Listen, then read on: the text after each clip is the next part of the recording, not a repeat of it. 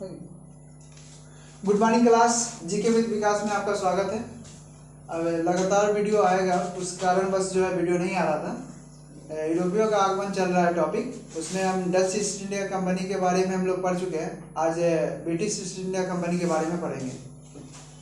तो British India company का गठन जो है जब कब होता है 1599 में हो जाता है, ठीक है ना। जब लेकिन उसका गठन जो है स्थापित रूप मतलब व्यापारिक कंपनी को मतलब कि कंपनी अधिकार पत्र मिलता है वो 1600 के आसपास में मिलता है। जैसे कि अंग्रेज कंपनी जो है भारत में किस तरह से आते हैं, सारे ये जो कंपनियां हैं जो सब यूरोप से ही आते हैं, ठीक है ना।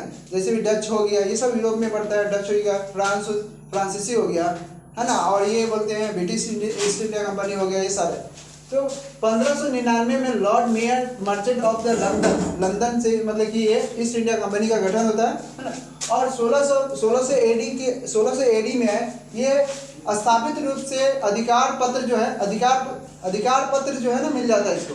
अधिकार पत्र व्यापारी के 15 वर्षों के लिए ये अधिकार पत्र मिल जाता है और भारत में व्यापार करने के लिए ये लोग आ जाते हैं। उस तरह से 1608 में हॉकिंस आता है भारत में। 1608 में जो हॉकिंस जब आता है भारत में व्यापार के लिए, तो वो अधिकार पत्र जो है ना वो मतलब कि निवेदन जो भी है पत्र जो है ये यहाँ वो समझता है कि भारत में जो है ना मुगल बादशाह जो है अकबर है। तो उस समय अकबर ने 1605 में जो है उसकी मृत्यु हो जाती है अकबर की। और उसके बाद जो है ना जहांगीर वो से मुगल वंश का जो है ना शासक रहता है, तो आता है उसके समय। तो आधिकारिक तौर पे भाषा जो है मुगल वंश में उस समय तुर्की और फारसी में जो भाषा है वो चलता रहता है। जब वो आता है हॉकिंस तो वो उसको मतलब कि इंग्लिश खां की भी उपाधि दिया जाता है जहांगीर के द्वारा। बट लेकिन व्यापार के लिए जो है ना सूरत में फैक्ट्री 1608 में जो एस्टेब्लिश होने वाली रहती है वो किसी कारणवश जो है वो रद्द कर देती है जहांगीर के द्वारा उस कंपनी को रद्द कर दिया जाता है। और वही कंपनी है सूरत में जो है ना 1611 में स्थापित किया, 1613 में स्थापित किया जाता है उस कंपनी को।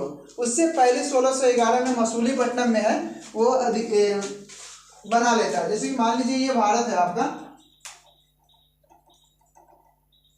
ये भारत का मैप है, एक तरह से छोटा सा बना लेते हैं कि ज्यादा समझ में आएगा कि कहाँ पे फैक्ट्री जो है एस्टेब्लिश की है ईस्ट इंडिया कंपनी।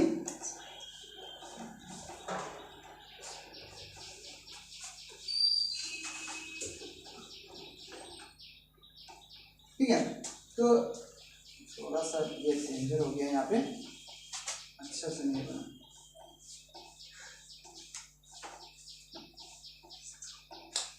तो यहाँ पे जो है ना सूरत वाला जगह है,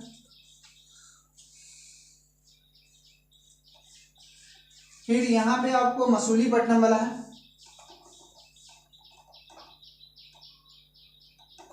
ये एमपी में पड़ता है, ठीक है। और ये हो गया आपको हुगली, यहाँ पे बंगाल जो है हुगली, ये सब जगह पर। फिर मुंबई हो गया यहाँ पे, ठीक है, मुंबई।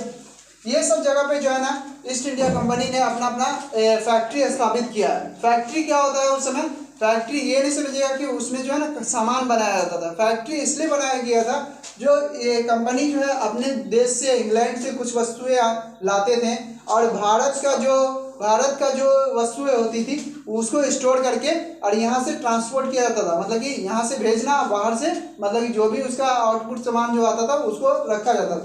एक तरह से बोला जाए तो स्टोर था वो, ठीक है ना, स्टोर था, स्टोर के तौर पे काम किया जाता था। सूरत में जो है ना ये जो है 1608 वाला जो था, 1608 वाला जो था ये 1613 में किया गया। कब किया गया? 1613 में कर दिया गया। मसूलीपट्टनम का जो था ये 1611 के आसपास में ये कंपनी जो है बन गई थी ईस्ट इंडिया कंपनी की। सर थॉमस लो ने 1615 में 3-4 जगह पे अपनी कंपनी को स्थापित किया, मतलब फैक्ट्री को स्थापित किया। भरूच था, अहमदाबाद था और आगरा था, मसूलीपट्टनम, अमरेश था, अजमेर था, ठीक है ना, अजमेर था। ये सब जगह पर सर थॉमस लो के द्वारा जहांगीर से मुलाकात की थी 1615 में। कौन गया था? सर थॉमस लो था, वो था। 1639 में मद्रास में पट्टे पे लिया। क्या किया? पट्टे मतलब कि कुछ पैसे दे के टैक्स पे मतलब कि उसको हायर किया गया और उस 1639 में सेंट जॉर्ज जो था वो था। 1651 में शाहसुजा से क्या हुगली जो है बंगाल वाला क्षेत्र, ये बंगाल वाला क्षेत्र में पड़ता है हुगली, वहां पे स्थापित फैक्ट्री किया और बंगाल के पास में फैक्ट्री को एक नया फैक्ट्री स्थापित कर लिया। ठीक है, उसके 3000 वार्षिक कर के लिए, मतलब कि सालाना जो है 3000 रुपया वार्षिक कर देके उस क्षेत्र को अधिकार स्वरूप अपने अंदर ईस्ट इंडिया कंपनी जो कर लिया। तो बोलता है 1680 में औरंगजेब ने 2 तरह का टैक्स वहां पे लगा दिया।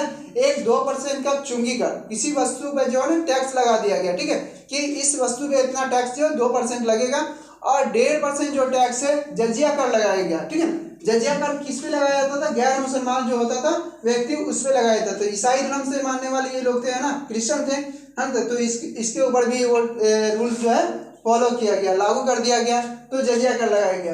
1686 में अंग्रेज ईस्ट इंडिया कंपनी ने हुगली को मतलब लूट लिया, पूरी तरह से अपने अधिकार के अंदर ले लिया, पूरा कब्जा कर लिया। और जॉर्ज चॉर्नक जो है कलकत्ता को संस्थापक भी माना जाता है, कलकत्ता जो है स्थापित करने का श्रेय भी जॉर्ज चॉर्नक को किया जाता है। और 1717 जो है 1717 के तहत जो है ना फर्रुख सियर जो है मुगल बादशाह फर्रुख सियर के द्वारा शाही फरमान दिया जाता है। और मुक्त व्यापार मतलब कि आप जहाँ पे भी चाहे आपको कोई भी टैक्स नहीं लगे, मतलब कि ईस्ट इंडिया कंपनी को किसी वस्तु को बेचने के लिए कोई भी तरह का ये टैक्स नहीं है कि लगेगा। मतलब कि कहीं भी आप किसी भी स्टेट, मतलब 2 स्टेट को यहाँ पे दर्शाया है, जैसे बंगाल में और सूरत वाले क्षेत्र में ये वार्षिक कर 3000 रुपये ले लेता था। उसके बाद आप किसी भी प्रकार का जो वस्तु है आप अपने, मतलब कि जो भी वस्तु है अपने इंग्लैंड से लाए हैं या अपने देश से लाए हैं, उसको आप यहाँ पे बेच सकते हैं, उस पर अन्यथा अगर कोई टैक्स नहीं लगेगा इसके अलावा जो वार्षिक कर है। तो 2 जगह मतलब 3000 और 10,000 ये वार्षिक कर, सूरत में 10,000 रुपये लगाया गया और इसको क्या किया 3000 बंगाल में। इसको बोलते हैं फर्रुख सियर के द्वारा सुनहरा फरमान मुक्त व्यापार के लिए। ठीक है ना।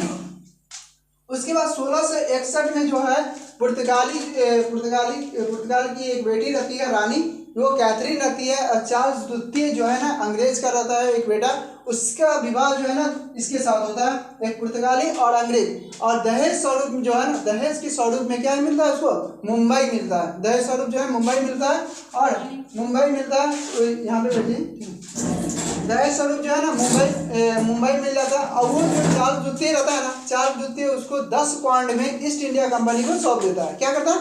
10 पाउंड में ईस्ट इंडिया कंपनी को है ना ये सौंप देता है। ये जो उसको दहेज की तौर पे कौन दिया है? पुर्तगाली दिया है। किसको? अंग्रेज का एक राजा रहता है चार्ल्स द्वितीय, है ना, उसको देता है।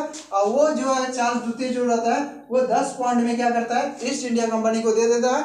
और इस तरह का जो एक छोटा सा टॉपिक था ईस्ट इंडिया कंपनी का, इससे पहले हमने डच ईस्ट इंडिया कंपनी का बता दिया, और पुर्तगाली के बारे में भी हम पढ़ा चुके हैं। और इसके बाद जो है अब फ्रांस के बारे में, आगे वाले फ्रांस ईस्ट इंडिया कंपनी के बारे में जानकारी देंगे। जय हिंद, जय भारत।